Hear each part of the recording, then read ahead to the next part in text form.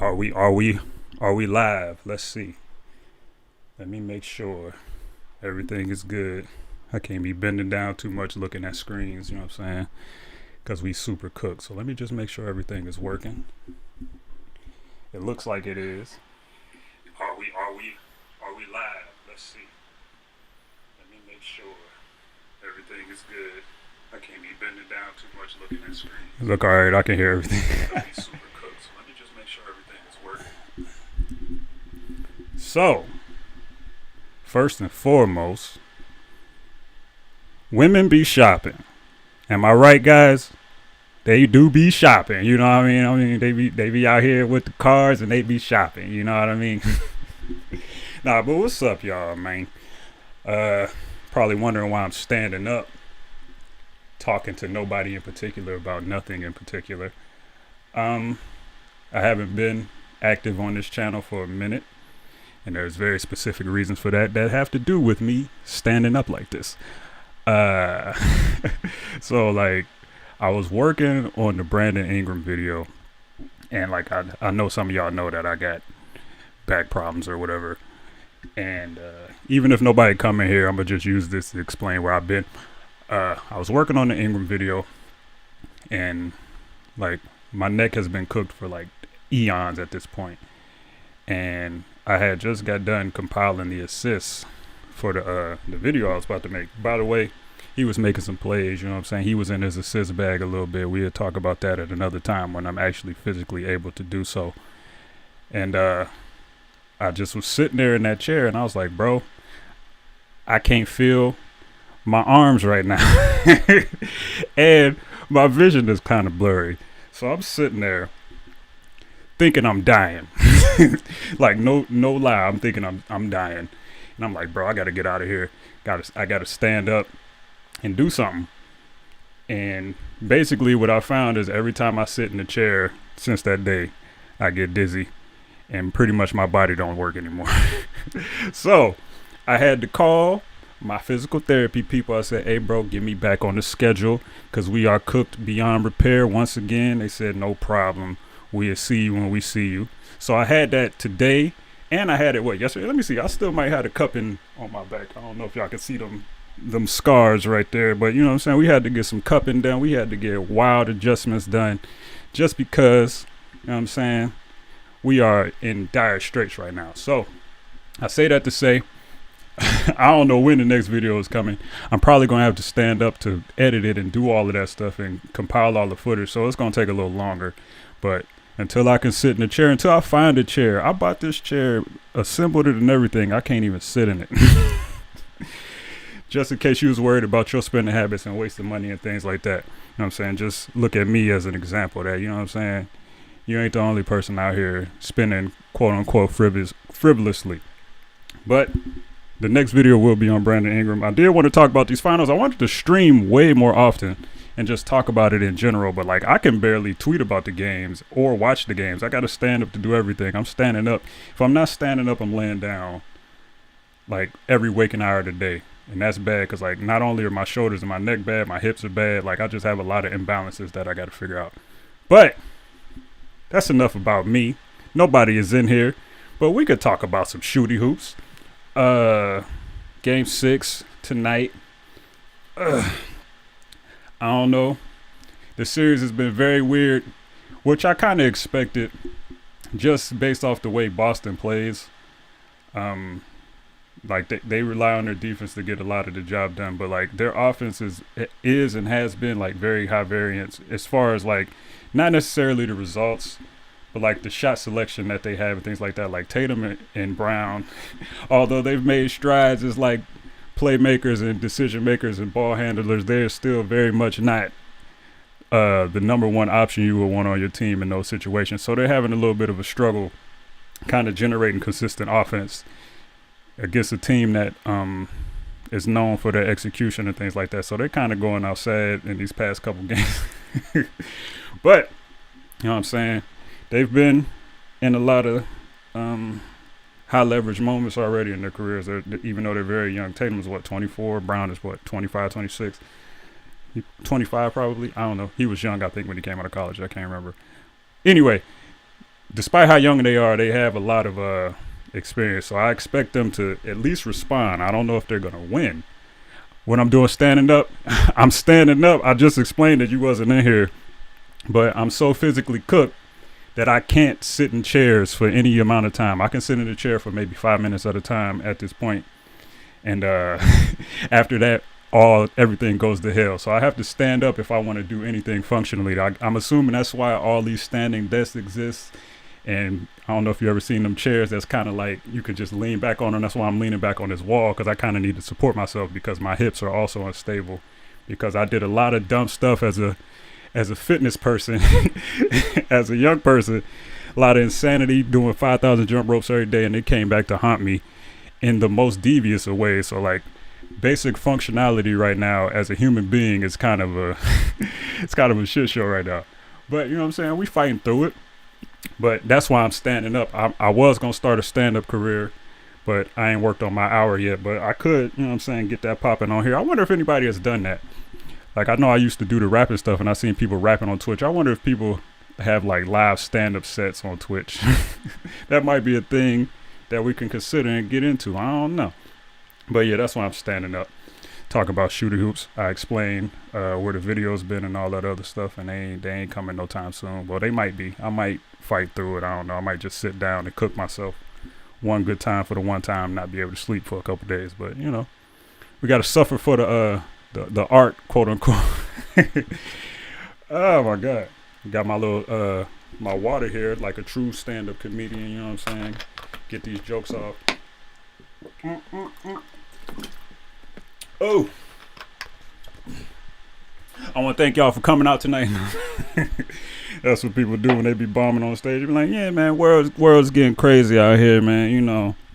But, you know, give it up for the ladies. But like I was saying, I think Boston is going to respond, but I think Golden State is probably going to win this game. I don't know. I think like when you've been here so many times, you understand the importance of kind of putting your foot on the gas and getting out to a better state. Yeah, you see it, Chris. You know what I'm saying? He in all the roles I should be in. I'm at least 7 inches taller than that dude. I'm not pausing that. You know what I'm saying? We doing inch comparisons, but I'm cool with that. What the hell am I stepping on? It's a screw in here from when I was building this chair. It's on the floor. I didn't even know that. But like I was saying, I think Wardell and them going to apply the pressure. Draymond going to be breathing in people's faces with that mouth breathing technique he be doing on defense. And I think they're going to cause a lot of problems for them fellas who don't necessarily execute that well consistently. Because, like I said, they got 2 functional ball handlers, got suspect handles, and, you know what I'm saying, suspect decision making, even though Tatum is trying to get better at that.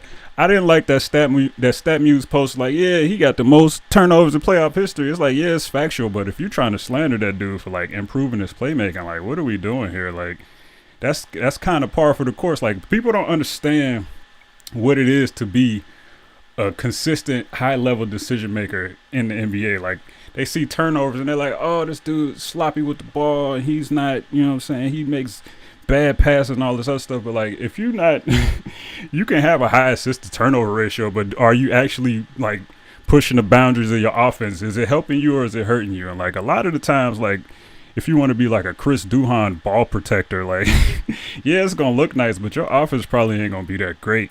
And so it's gonna be growing pains with anybody trying to evolve as a playmaker, and like that's just the turnovers are a result of that.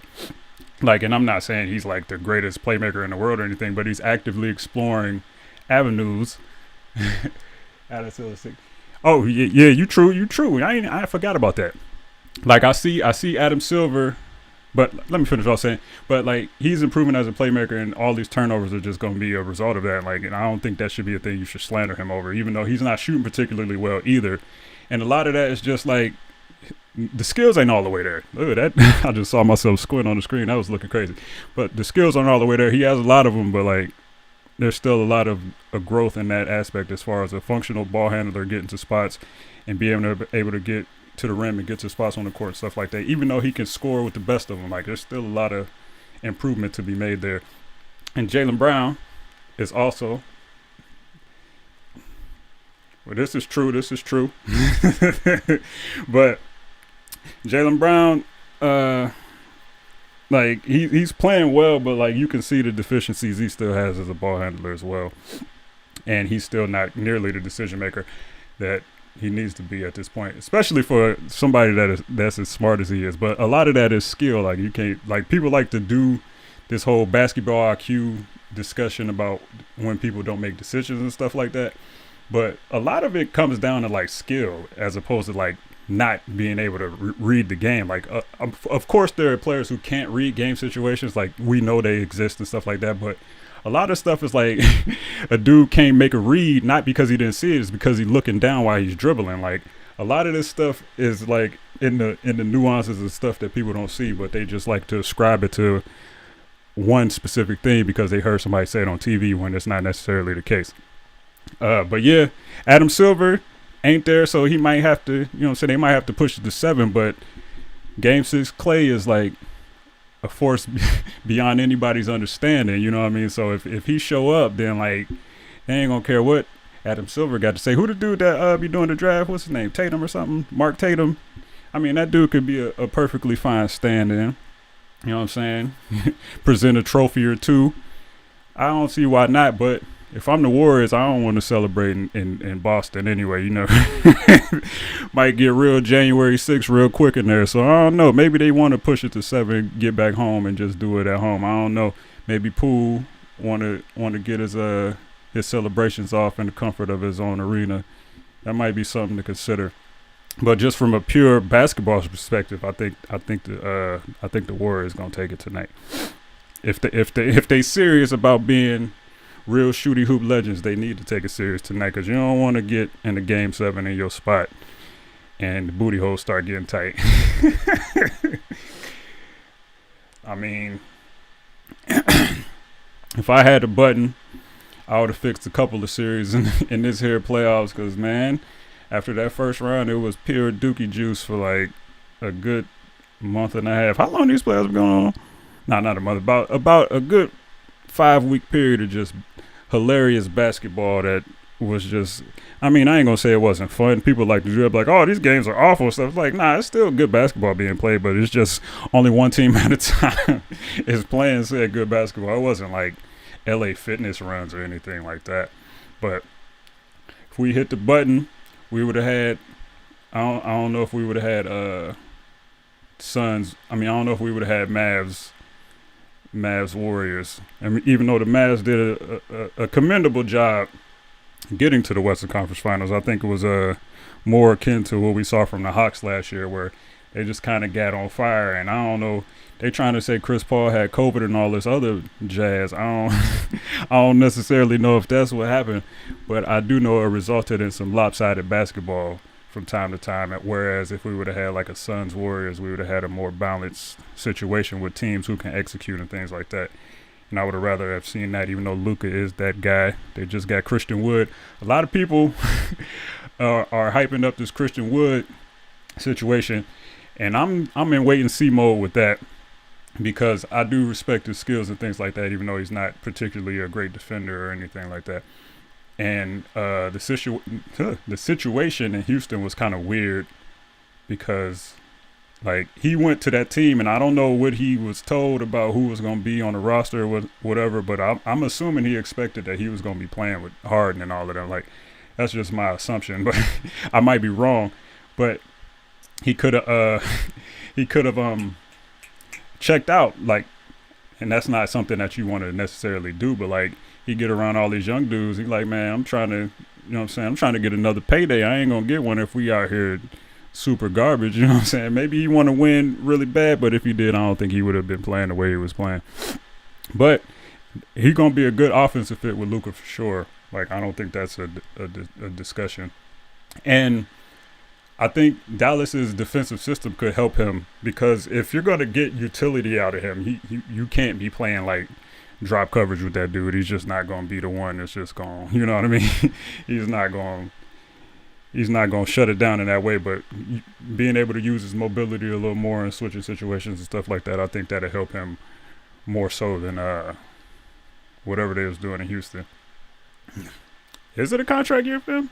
Did you sign a 3-year deal or 4-year deal? I don't remember. I'm gonna take your word for it as the only person in here really commenting. I appreciate you keeping this stream going a little bit for the 5 people in here. You know what I'm saying?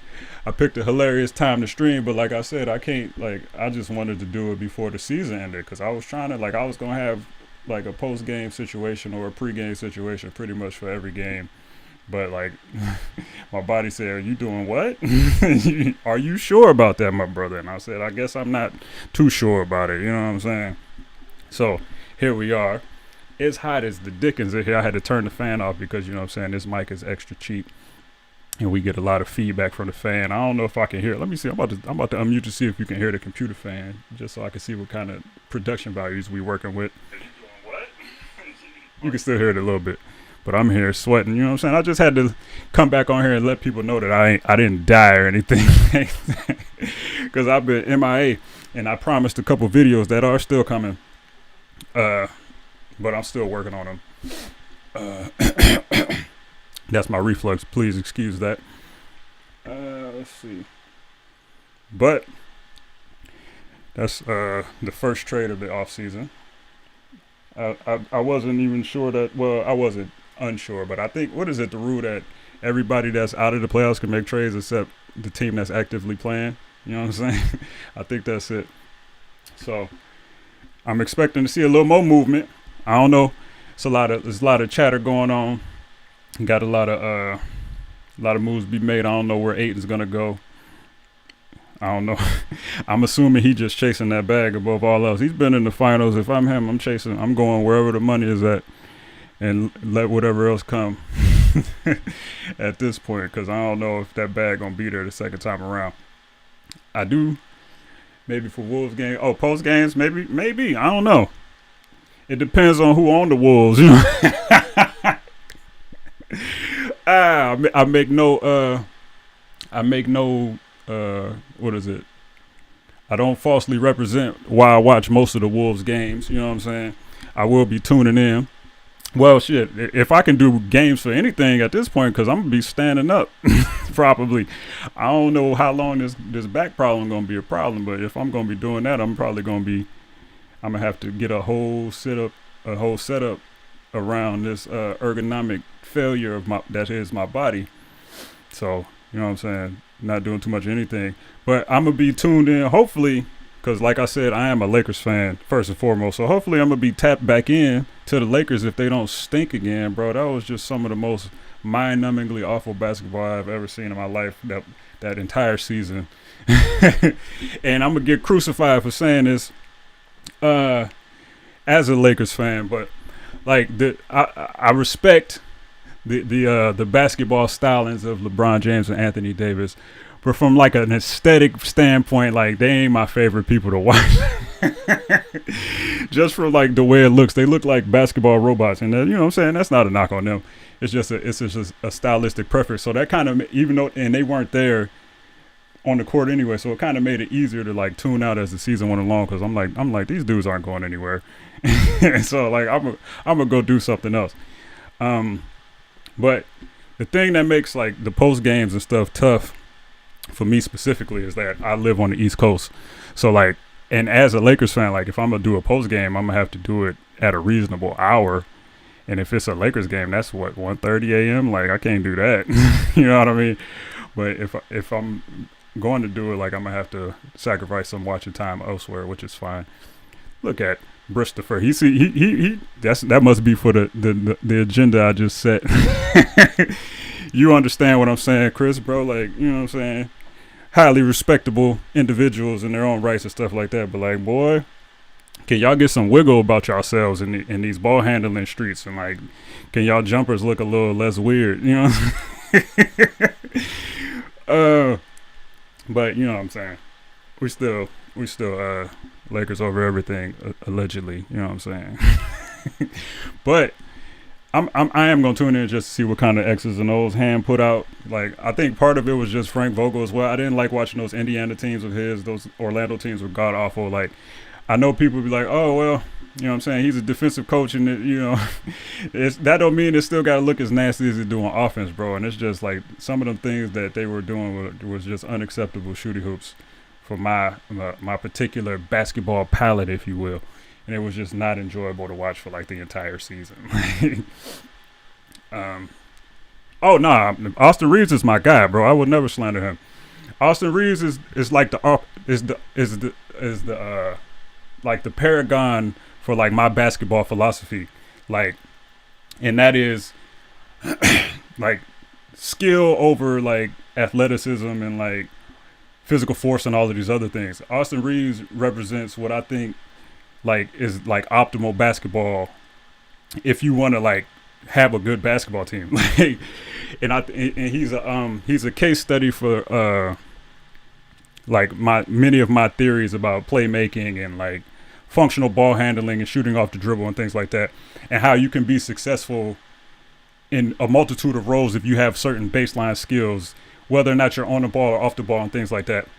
Because like he was more of a primary like as he went along in college, and like you get to see more reads and stuff like that, and you kind of become a better decision maker. And then when you get to the league and you're not that guy anymore, it translates to you being off ball and like making decisions as a attacking closeouts and like being a secondary play creator and stuff like that. And I think he showed like how important that really is. Like you see how his numbers in the lineups would like be pretty much sparkling in any lineup he was in that had actual functional basketball players in it.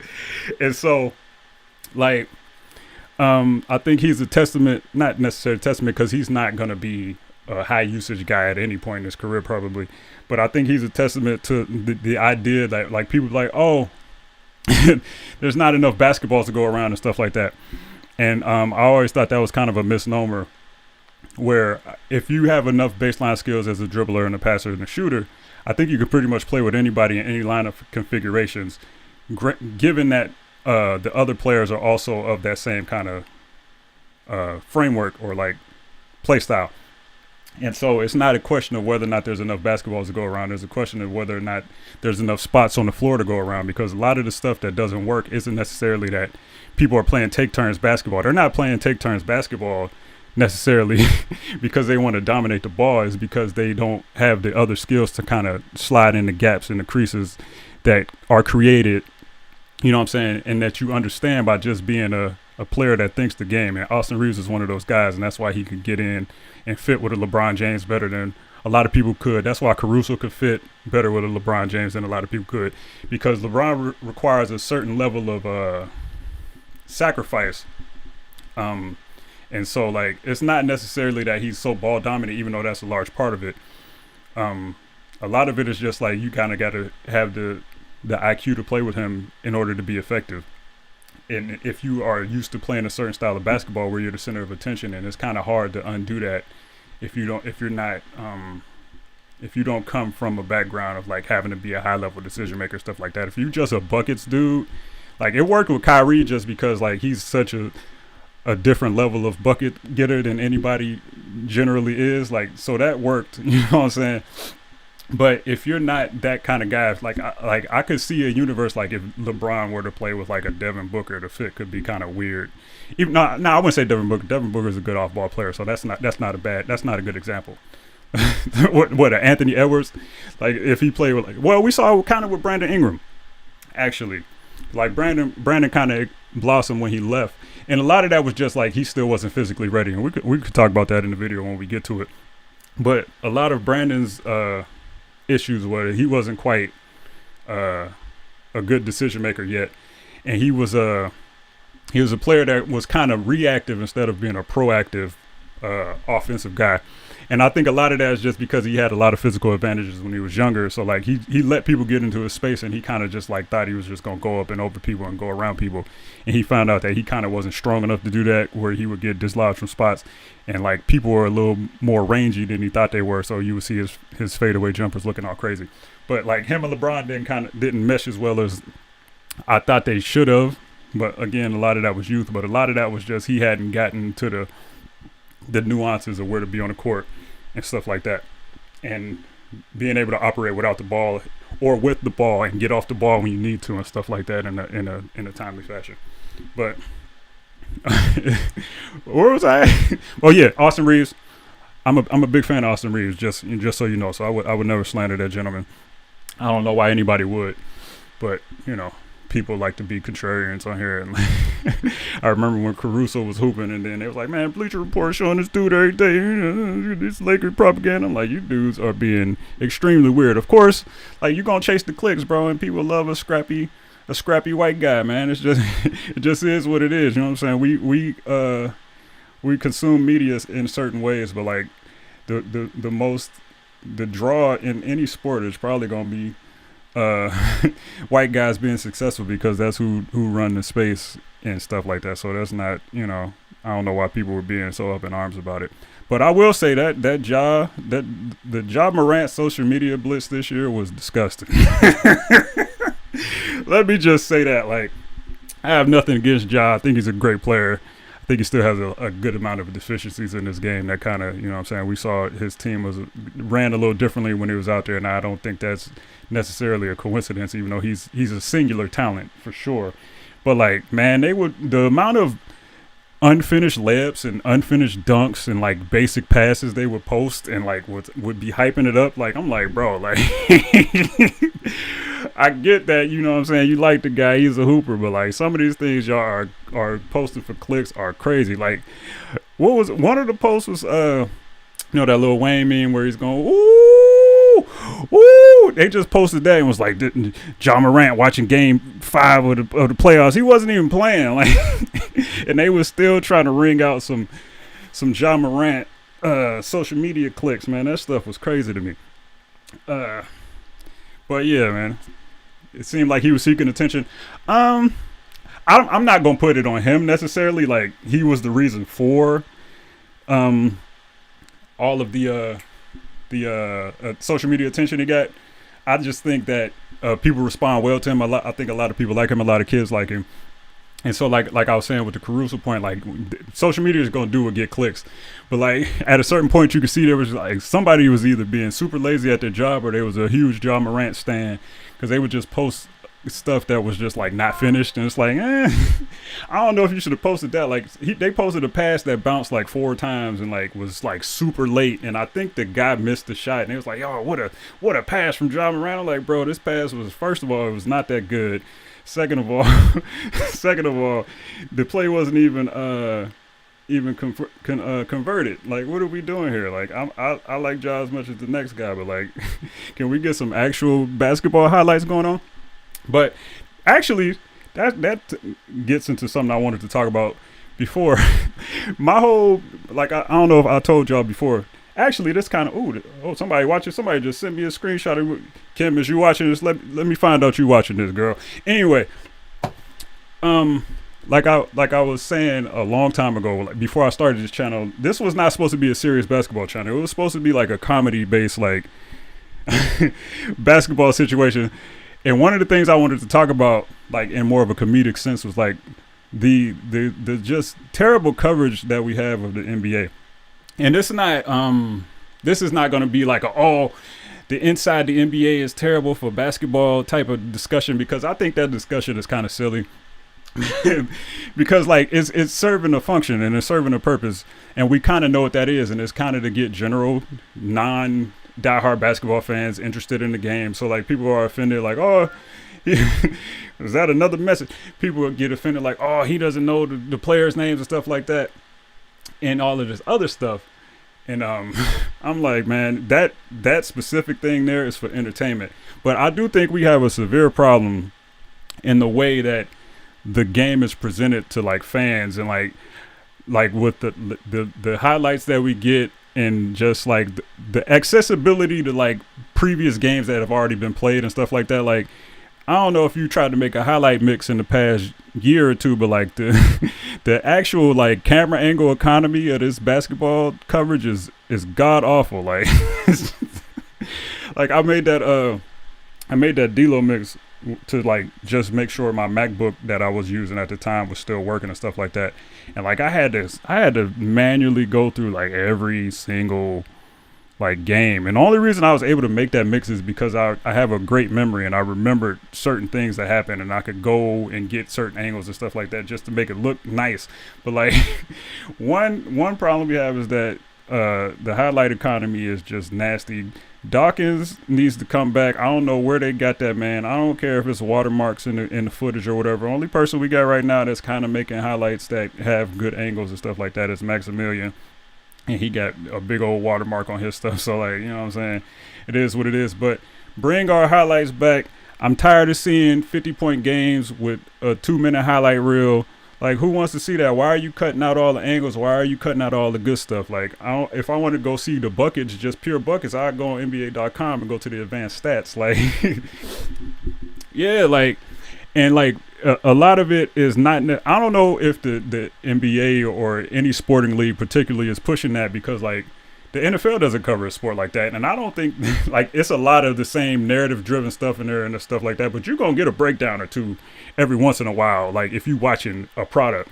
But only thing basketball is, as far as coverage-wise, is just terrible discussions on Twitter about legacy games in the first game of a playoff series. Like, bro, I don't want to hear about that. Can we talk about the actual stuff that's happening on the court? And I'm not even talking about from like a diagram standpoint, because like I'm not a huge like guy who's like, oh, I want to see how that Spain pick and roll was executed and stuff like that. Of course, that's cool, but like, there's only so many ways you could talk about that before it kind of gets boring. Like, all the game within the game stuff is fun, you know what I'm saying? But like, more individual analysis about why people make the decisions they made in certain times of the game and stuff like that. You know what I'm saying? That's not necessarily the most riveting thing, but I do think we need more of it. And that's not to say that people aren't trying. And these are also the people who push back on like the inside the NBAs of the world and stuff like that. And it's like, yeah, you have a point, but I think a lot of it is also like professional jealousy. I think I've talked about this before. Like, a lot of the problem is we just don't have the personalities to actually push the game forward in that way. Because if we have the personalities, they're not good at talking about basketball, and the people who are good at talking about basketball are generally like, I don't want to paint with a broad brush, but a lot of these guys are just like boring. Like, you go on their podcast and they're just reading the chart of RPM, like who had the best RPM on the team, and like box plus minus and all this other stuff. And it's like, that's cool, but like, do I really want to hear about Malcolm Brogdon had the 17th best net rating among point guards in the Eastern Conference? Like, what? Like, all right, whatever. That don't really tell me anything, but it's nice to know. But I think a lot of it is they're catering to like the short attention spans of people, and I do understand that that's how you get draws and stuff like that. Like, just something as simple as the aspect ratio being just centered around phones, as opposed to like being able to watch it on a computer and it looks decent. It's just like, it's wild to me. I get it, but like, it's still, I don't prefer it. But I'm a guy who still uses his computer for everything, as opposed to a cell phone guy, because A, I can't see that great, and B, my back is cooked, so I can't be hunched over. So maybe it's just the ramblings of a hater. I don't know. But I think we got a lot of things that we got to clean up, but I don't think the solutions that people are proposing right now are things that are going to actually push the NBA media space forward in any tangible way. It's like, yeah, we do need to be more informative about the game, and we do need to get away from the hot takes, but those things do serve their purpose, and the execution of it, as far as the actual nitty gritty of what's going down, is not at the level it needs to be to capture people's interest. And that's just the bottom line. Like, you can do all the hand wringing you want to do about it, but it's just the facts. Like, they say cream rises to the top. I don't necessarily agree with that all the time. I think the cream that people see on the shelves and put in the drink rises to the top, as opposed to like the actual best people for their jobs, like getting the recognition and due that they deserve. Because in this algorithmic like economy that we're living in, a lot of it is more about work output as opposed to actual quality. And I'm not saying that as like a statement of like being bitter about how it is, because like I do this for a hobby. But like I see the other stuff that be killing me in the algorithm. I'm like, this is I don't know why you went with that verse, but it is what it is. Like, I'm not a hater though, so it ain't nothing that I'm particularly worried about. But I do think it's kind of funny that we having this discussion, and like people like, oh, NBA media is dying and all this other stuff. I don't necessarily agree, but I do agree that it needs to be much better than it currently is if we want to actually enjoy the sport that we watching. Like I'm intrinsically motivated as a basketball fan, so I don't need narratives and stuff like that to like I don't need it to help me enjoy the game anymore or anything like that. Like I get my enjoyment just from like being a fan of the game. Like if we didn't have all this coverage, I'm actually a guy who don't think we need all these. Well, I know why we have pre-games, because they got to sell commercials and stuff like that. So that's why those are functionally there more so than anything. But I'm a guy who's going to enjoy the game regardless of what the narratives are and stuff like that. I know that makes it fun for more people. Like we got the the David and Goliath situation going on. Like the Steph watch for MVP, people was talking about Andrew Wiggins getting MVP votes and stuff. And like I ain't even going to hate on that, because in the two most pivotal games he played very well. So like if people give him votes, I ain't even going to hate. But if you not giving that to Wardell if they do win this series, bro, like what are you doing?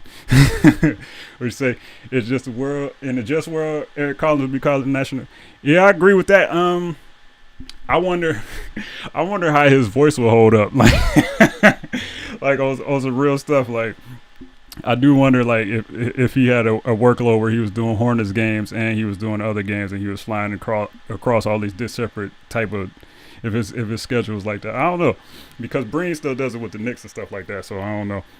But that boy get hype and he do a lot of yelling, and his yelling is different from like a Harlan and a Breen and like a Gus Johnson. Like it's a different type of like shrillness to it, where I think like he might dislocate his vocal cords if he if you leave him to his own druthers, because like he ain't even seen high level basketball really in Charlotte. That's the wild thing about it. So can you imagine that man in like the game 4 of a finals? Like he might crush his own larynx like yelling. So I don't know. Maybe they saving him from himself, because if that's how he is during the regular season, like he might kill himself during the playoffs. But like I think Harlan, Iron Eagle are good. Yeah, he'd be cooked, Chris. You see the vision. You a known Hornets watcher, so like, bro, he'd be down horrendous, in my personal opinion. But you know what I'm saying? I think that would be a way for them to go, because, well, I think Iron is gonna be the replacement full time for what's his face, Marv Albert. I couldn't remember his name. I couldn't remember Horny Man's name. Marv Albert. And then ESPN, I think Rucco does a good job. Mark Jones doesn't get enough credit for how good he is as an announcer. I think we need to hear him on some NFL games. Like people like to talk about how corny he is, but like I think it's a space for like somebody who's aware of their corny. Like he's not forcing, like he was saying like the NBA something, and people like he need to stop doing that. It's like, bro, like let the man rock. He just getting his goofball off, and like it's just gonna be what it is. He's not gonna he ain't pretending he's somebody he's not. That's probably how he is. You know what I'm saying? He just got dad jokes for the people, and some of them are hood references that, you know what I'm saying, people like me can appreciate. And I think that's perfectly fine. But I think he's fine. Of course, Breen is great. I don't know where Collins would really fit in. Speaking of that, who is going to be the Timberwolves play-by-play guy, man?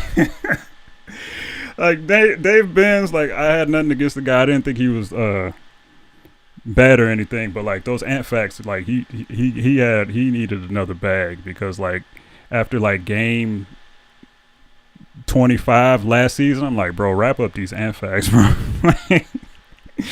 These are not hitting the way you think they are hitting, brother. And he got unceremoniously let go. I wasn't expecting that, but like I will say that when Marnie filled in for him them past couple games, I didn't miss anything in particular. Like when he had COVID and he was out, like I wasn't clamoring for some for some Dave Benz resurgence. Like I think Jim Pete is fine for where he is. He's gotten a lot better at like not emotionally reacting to games, and not necessarily like in a way that's like a homer way, but like it's fine if you have passion for your team and stuff like that. But I think Jim Pete kind of crossed the line as far as like talking about individual players, and like the kind of like he wasn't hiding his displeasure as well as he should have, and that kind of bleeds over into narratives with the fans, because they're watching and they have certain narratives that start getting spread and like about the way people do things and stuff like that. And it was just kind of not a good look in some situations. And it was like, do he not like some of these players? Like it was kind of a strange thing.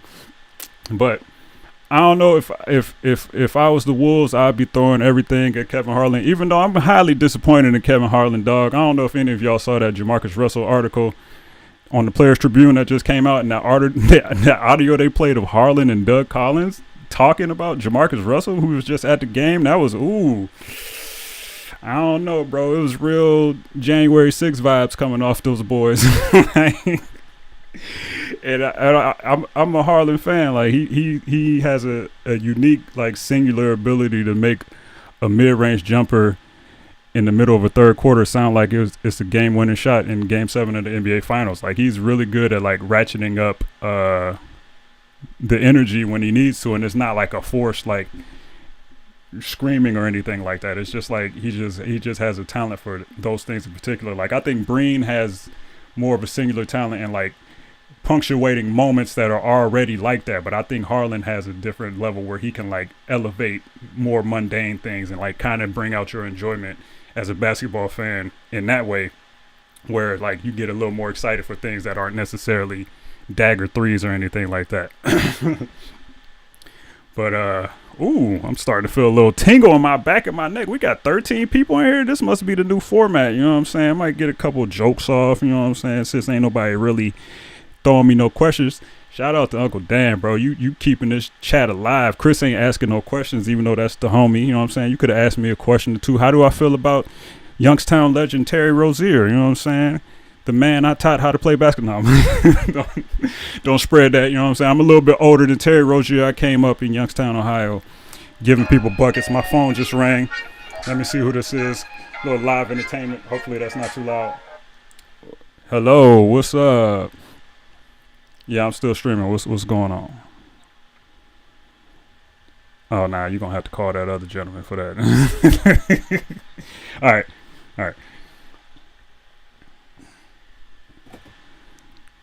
Ladies and gentlemen, Vanessa. No. What was I saying? I totally forgot what I was saying.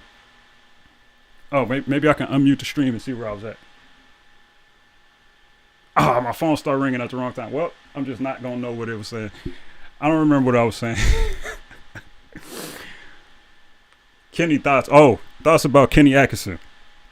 Shout out to Chris for actually asking a question, my guy. Kenny, I think he's going to be good for, like, a young team that has a lot of young players on it, because, like, we know that his whole thing is, like, player development and things like that. I can't remember who they said was under his development. Was he helping with Poole? I don't remember who they said he was helping with at Golden State that kind of made a leap as well. But, like, that's where he shines more than anything, is, like, player development. And I think he's a better defensive coach than he got credit for.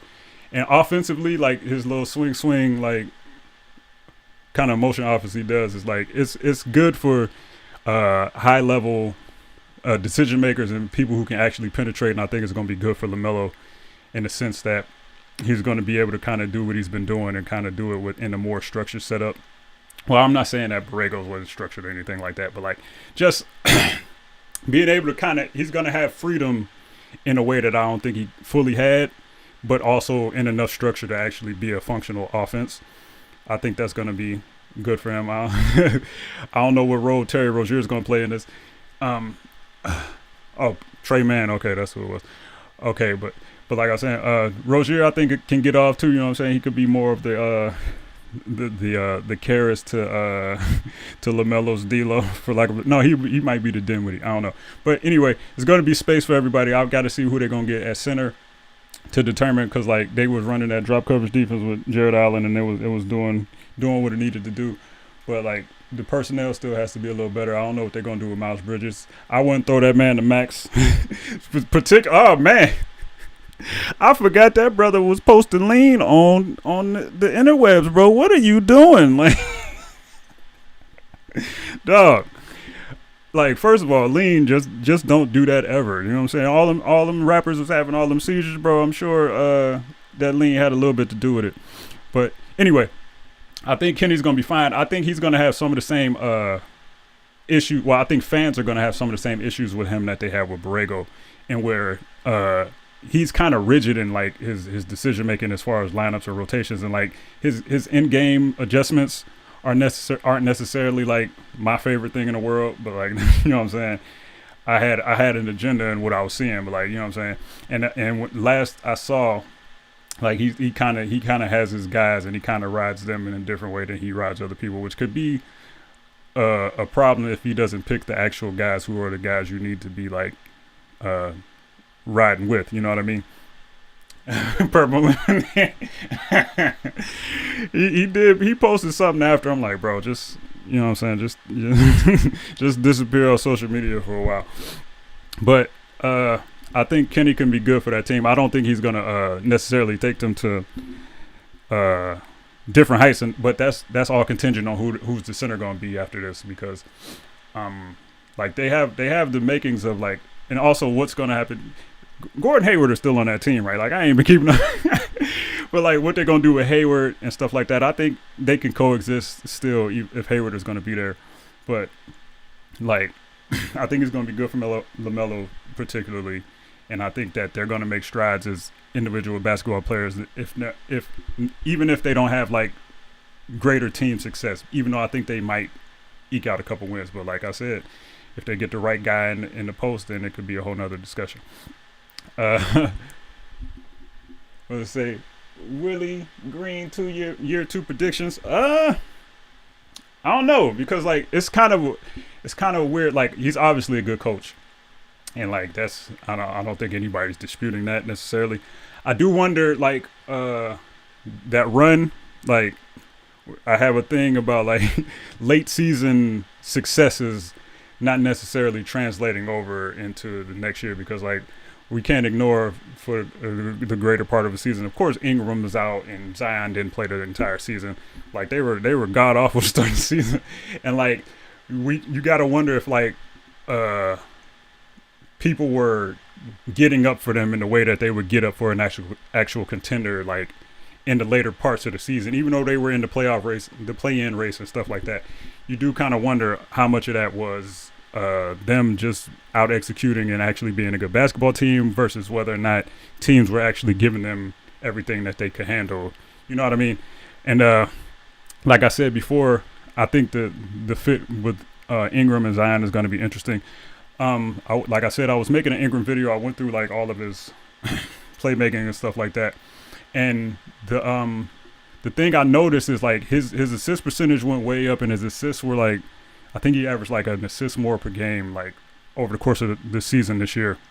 And he had a good season, even though his numbers were kind of down. And I'm going to talk about that in the video on how, you know what I'm saying, numbers don't tell you the whole story and everything like that. But the point I'm getting at is Ingram made some strides, but he still was kind of the guy he was. He's a more intuitive passer than I gave him credit for because I hadn't watched him closely in a couple years, and he wasn't as intuitive as he is now. As far as just knowing when to get off the ball at certain times and things like that, it's not about the capability to make reads. It's more so when are you going to get off the ball and the timing you're going to do it.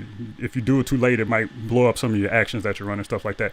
And he was generally better at getting rid of the ball and stuff like that. But I say that to say, like, Herb Jones is going to dictate a lot of this, like the fit between Zion and Ingram going forward, because we saw like once he got an actual finisher, speaking of Ingram specifically, like Herb Jones was like much better than I realized at like attacking closeouts and like finishing and stuff like that. I don't know what the actual numbers look like, but just from a like aesthetic and like functional standpoint, like you can only see growth from him in that aspect, and his jumper should also come along as well with that shooting coach they got down there. But the issue with this team next year, I think, is not going to be an offensive thing between Zion and Ingram. I think the question is all about defense, and a lot of that, I don't even think that's necessarily going to be on Willie. Well, it is going to be on Willie. How much can he motivate Zion to actually play defense? Because that's going to dictate how far this team actually goes. Because like Zion is a great player, but that brother is a turnstile, like in any kind of actions that don't involve like straight one-on-one basketball.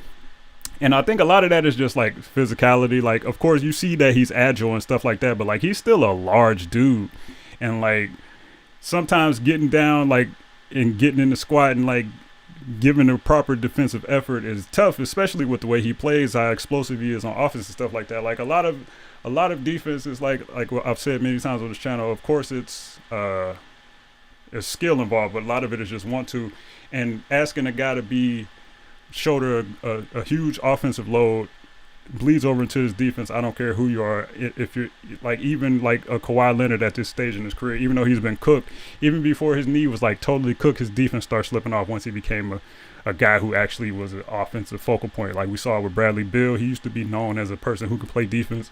Hell, OKC used to deploy James Harden on Kobe Bryant, like back in his younger days when he didn't have to like take the full defensive load. Well, a lot of that is that he's just a strong guy and he can defend in the post and stuff like that. But I say that to say Willie Green's going to make his money this year on getting buy-in from Zion on defense, because I think that fixes a lot of the fit issues that they might run into, because I still think they kind of operate in some similar spaces.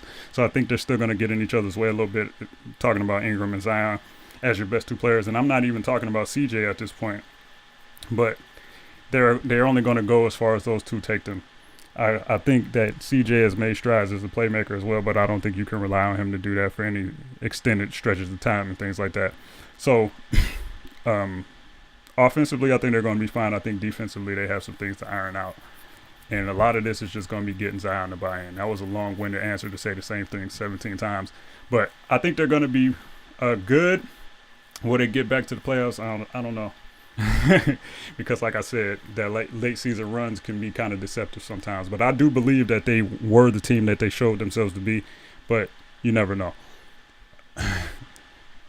Do I have any historical basketball takes?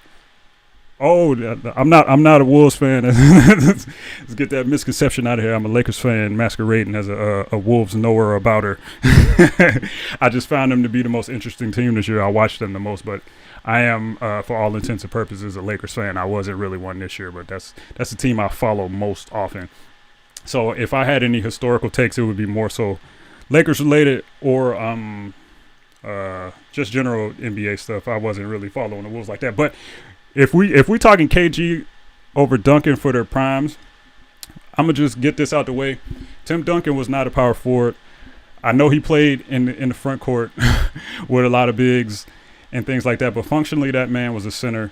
I don't care which way you slice it. Like I think Tim Duncan was a great basketball player. I do not think he was a better player than Kobe Bryant, which is what a lot of people like to reference and refer to and things like that. And they like to bring up all these advanced metrics and like defensive rating and stuff like that. But we know a lot of these things are skewed towards big men who rebound and block shots and things like that. So like the thing that really tells the tale is like just like how similar their numbers were on offense as opposed like in regards to like true shooting percentage and things like that.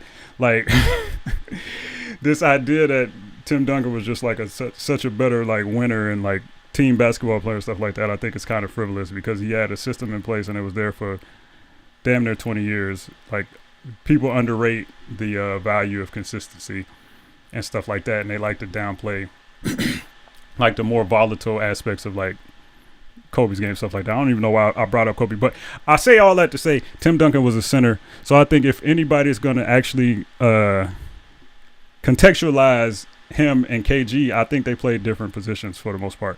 Even though I think he was functionally a power forward, and I think if we're talking about power forward rankings, I would probably rank him as the best power forward. I don't know. But I think it's way closer. Do I think Kobe? I'm the wrong person to ask about Kobe being top 5 ever, because that's my favorite basketball player of all time, and I don't think there's anybody that was more skilled at him to playing the game of basketball. So he's top 5. He's top 1 to me, as far as like, of course, the results aren't gonna tell you that and stuff like that. But like, I don't think anybody optimized the level of skill that they got. Like the level of natural talent they had more than he did. And that's not I gotta get back to this Tim Duncan stuff because I sound crazy. I think Tim Duncan is probably a top 15 player for sure, but like any list that has him over Kobe is just something that I'm not gonna respect. But as far as Kobe is concerned, like in my heart, number 1 for sure. In my mind, I still think he's top 5.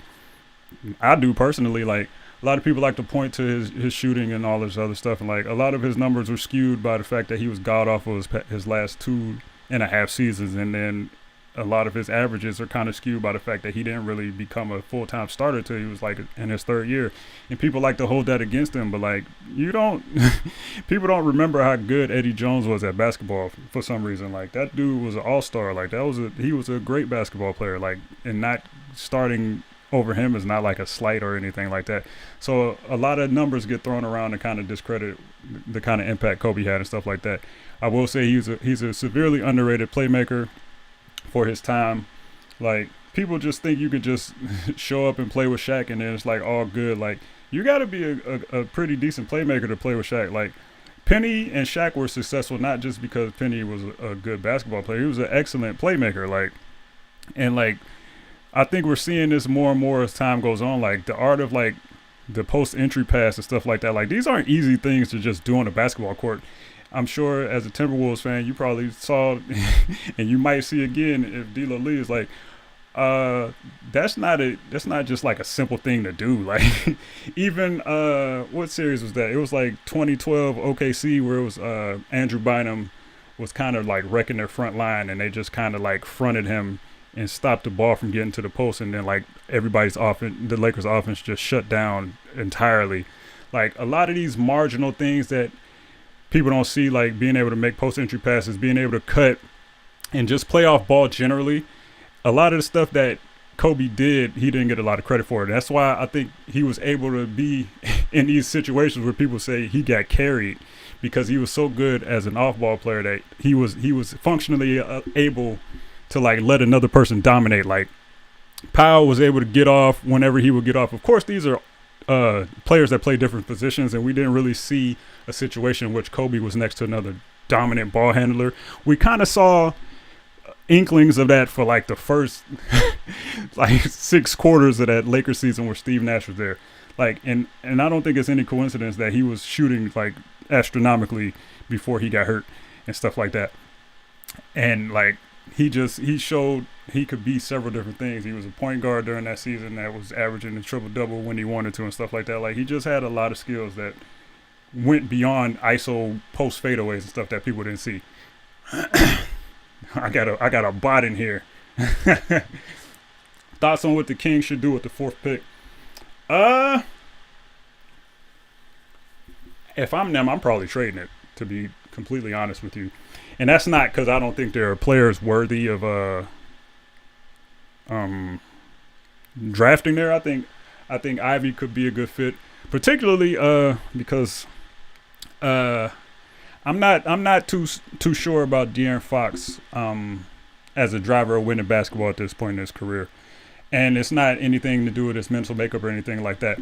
It's just like certain skills you got to have if you want to win. And if you don't have those skills, you got to have people to make up for those skills. And like his absolute inconsistency as a jump shooter off the dribble is just going to cripple them until like they find somebody that can pair with him that can actually do that. Or like, you know what I mean? Because like, I don't think he's as intuitive as a playmaker as he needs to be. He's still more of a drive and kick result guy as opposed to a pure offense of engine that can like run an offense and like it be like a great offense and stuff like that. Despite all of his physical talents, like he still has a lot of deficiencies that kind of need to be covered up.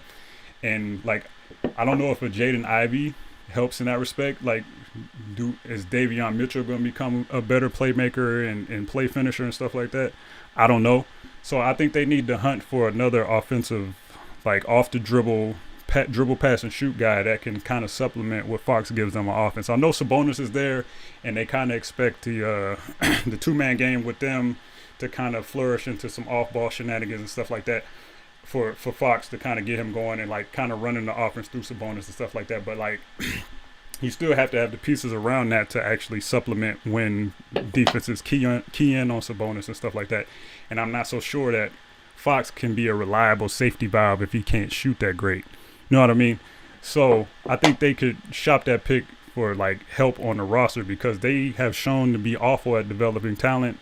So I think you should probably try to get some ready-made talent and hope they can just overcome the stink that is your organization. I don't mean to be disrespectful, but let's call it what it is. Like, they haven't shown themselves to be responsible with good talent. So if like a Jabari drops to 40 and you take him because I think he fits modern NBA type sensibilities and stuff like that. But like, if you're going to get a fourth pick and you're just going to draft another guy who potentially has offensive like upside or something like that, as opposed to being like a fully formed basketball player, that's what they need more than anything. Formed basketball players. They don't need projects. They need guys who can actually contribute to winning. And I don't know what their history and the makeup of their team, if a guy like Ivy would be a fit for them, like at this point in his career or anything like that. I'm not sure. But I don't know who's going to be available because I'm seeing a lot of different and interesting things with mocks. People are trying to talk themselves out of Banchero. They said that man was like 6'11" without shoes on. Like, don't overthink it. Will he be as great as people think he is? Maybe not, but I think he's going to be a functional basketball player for a long time. He's going to get you a lot of points, and he's going to be a presence that people have to concern themselves with on the defensive end, and that's highly valuable, and you kind of just need guys like that on your team. If he gets down to Houston, him and Jalen can make something shake with Şengün and all that other stuff. That pop is loud. But, we'll have to see. Let's see. Not everybody could be Jordan McLaughlin. Jordan. I like Jordan. I hope the Wolves aren't hitching their wagon to him in any substantial amount of in any way that like they're hinging any part of their future on him, because like he's a decent enough basketball player, but he still has way too many stretches where he absolutely cannot shoot the basketball, and like you just can't. And he's not. He's athletic, but he's ever since his first year, he hasn't finished around the rim particularly good.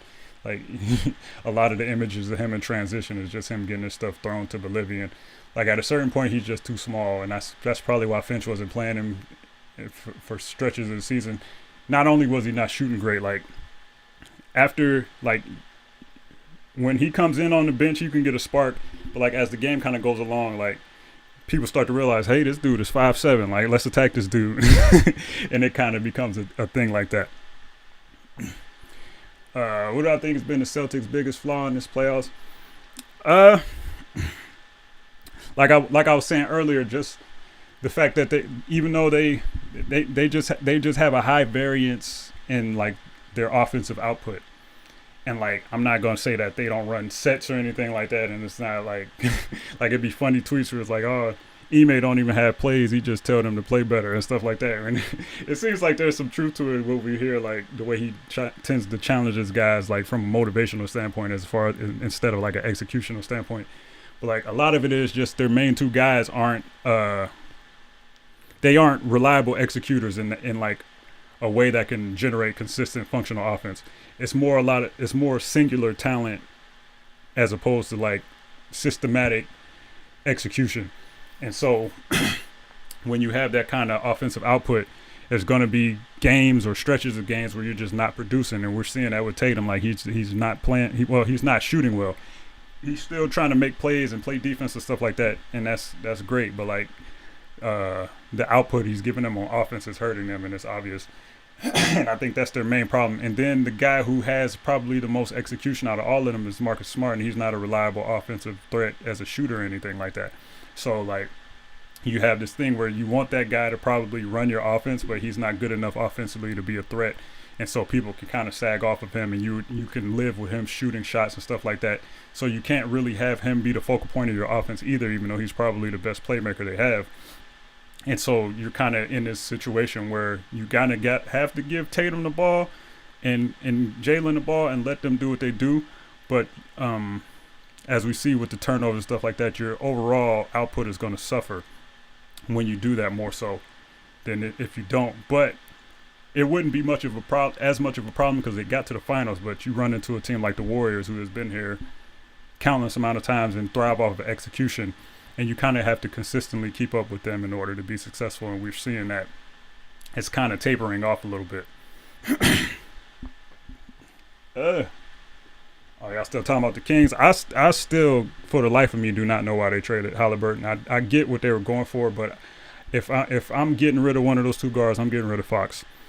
And that's not even like a value assessment, because like I just said all that stuff about Fox, but I just think Halliburton fits functional basketball more so than Fox does, because for all of his physical talents, he's still kind of frail and he's still not as good of a finisher as you would want him to be. And like at a certain point, it's like, is he just fast to be fast? Like, you know what I mean? Like, so like I think they lost a lot of versatility, for lack of a better word, by getting rid of Halliburton. And I'm not even like a Halliburton guy in the way that other people are, as far as like what I think he can be. Like, he has high assist numbers and things like that, and he can make shots at a decent clip and stuff like that. But I think if he becomes, I don't think he's ever going to be the guy on a team or anything like that. So I'm not going to say like it's a massive franchise loss or something like that. But I think if you were trying to be a winning basketball team, I think you had to keep him for sure. Woj from ESPN said, "Oh, let's see. Well, that's a lot of teams looking for that number 4. they must like them some Ivy. I don't know, but I think they're going to have a lot of suitors for that pick at number 4. I think they should take them up on those offers, even though this is a good draft class at the top. Anyway, it's like they've drafted enough. They need to start trying to make some moves, because the West it's not going to be as terrible as it was this year, and they still were pretty much at the bottom of it. And I don't think Sabonis is going to necessarily move the needle in the way that they think he's going to. Not necessarily that he's a bad player or anything like that, but I don't think he's going to contribute to like a full like, oh, they're so much better now. I don't think it's going to be that. Like, their offense is probably going to look better, but he has his deficiencies as well, and you can attack him in certain respects and stuff like that. So I think he's going to be more of an even thing, which is good for them, because like they don't have a lot of even players. Like, it's either they stink or they don't. So like having a guy who kind of can be like a baseline, you know what you're going to get from him, and that's valuable. But it's also like, you know, I don't know if it catapults them anywhere. But I think it's 10 minutes to game time, so I think that's a good time to stop. Also, my shoulders and my neck are starting to really howl at me. I'm probably going to be paying for this, if not tomorrow, the next day. But I appreciate y'all for showing up. After Dan in particular, appreciate you, brother, for actually, you know what I'm saying, carrying this stream for me while it was only like 2 people in here. Like I was saying before, videos should be coming at some point. I'm probably not going to be able to do anything as far as the draft is concerned, but I will still be making individual player-based videos or team videos and stuff like that, and just being able to get more, just not more, but just putting some content out there so my channel ain't dormant forever. It will be like some more assist compilations and stuff like that coming out. A couple of them didn't do so hot, you know what I'm saying? I'm still making them because, you know what I'm saying, I gotta, like I was saying before, we have a highlight problem, and I want to highlight good playmaking and stuff like that. But other than that, I'll see y'all hopefully sooner rather than later. I ain't gonna make no promises because I am still very cooked, but I will be back. So like, don't go nowhere, you know what I'm saying? Don't be out here finding no other shooty hoops talkers, you know what I'm saying? Because they might not be talking it like me. Let's just keep it a bean. But but yeah, man, I'll see y'all. I'm about to end this stream. As we do always, we awkwardly end it because we never know if it's gonna stop. But if it is stopping, I'll see y'all.